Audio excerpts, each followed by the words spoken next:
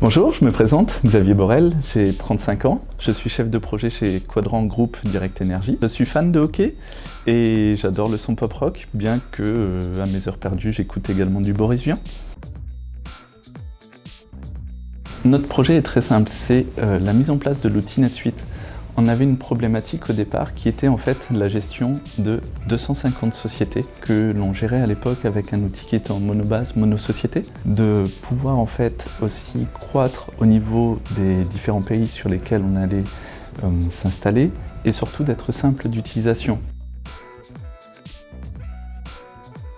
Pouvoir gérer 250 sociétés, ça c'est un véritable enjeu, avec des clôtures mensuelles qui doivent prendre de moins en moins de temps, avec de plus en plus d'utilisateurs, de plus en plus de sociétés qui arrivent. Il faut pouvoir en fait maîtriser les différents processus, industrialiser tout ça. Tout le monde doit être capable en fait de pouvoir utiliser cet outil sans se poser forcément de questions derrière. Les bénéfices se rapprochent fortement de nos enjeux. On avait 250 sociétés à l'époque, on en a 350 aujourd'hui. Dès lors qu'on a un référentiel commun, la société peut parler le même langage. On va gagner également du temps lorsque l'on va créer en fait des données qui vont être communes à nos 350 sociétés. Pourquoi présenter au Trophée Oracle? C'est une bonne question, mais je pense que le côté compétition y joue pour beaucoup. Parce que ça n'a pas été simple de se lancer en early adopter sur cet outil.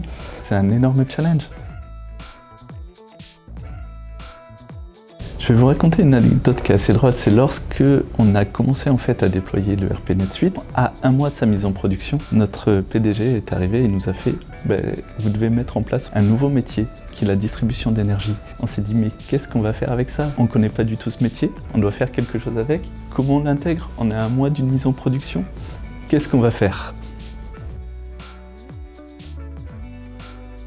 C'est le rêve américain, c'est la grandeur américaine. On voit très souvent cette ville dans les films, dans les séries. On a toujours l'image en fait des différentes voitures qui déambulent dans les rues de San Francisco pourchassées par une autre voiture en train de sauter dans les rues. C'est très bête, mais c'est un rêve d'enfant en fait.